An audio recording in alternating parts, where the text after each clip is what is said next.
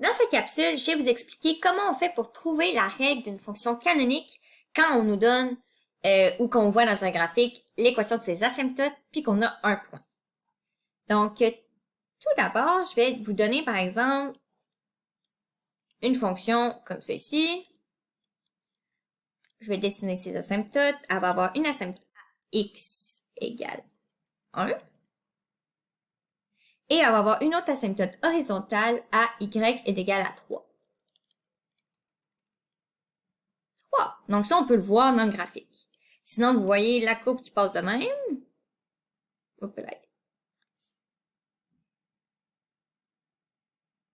Et là, je vous dis que ce point-là, son ordonnée à l'origine, c'est le point 0, 0.75. Donc, avec ça, vous avez toutes les infos pour trouver la règle d'une fonction canonique, d'une fonction rationnelle. Puis, quelle forme qu'on la trouve? On la trouve la forme sans le b. Donc, on va trouver la forme juste y est égal à a sur x moins h plus k.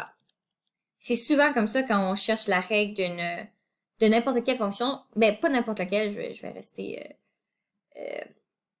pas trop généraliste. Mais mettons, ici, dans ce cas-ci, A et B, ils sont fusionnels. Ils peuvent être fusionnés dans un même terme qui est A. Fait que pas besoin de trouver A, en gros.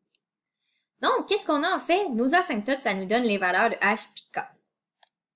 Fait qu'en premier, on va avoir notre H qui va être égal à 1 et notre K qui va être égal à 3. Fait que déjà là, on a Y est égal à A sur X moins 1 plus 3. Ensuite, on a un inconnu, A, puis on a un point. Fait que ça fonctionne bien. On va mettre notre point 0, 0.75 dans la fonction. Fait qu'on va mettre 0.75 va être égal à A sur 0 moins 1 plus 3. Et ensuite, ben là, on va pas faire moins 3. Fait que le 0.75 moins 3, ça fait moins 2.25. Ça va être A sur 0 moins 1, ça fait moins 1.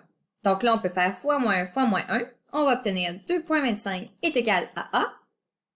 Et voilà, là, on a la valeur de A. Et on a donc notre équation complète qui va être Y est égal à 2.25 sur X moins 1 plus 3. Et voilà!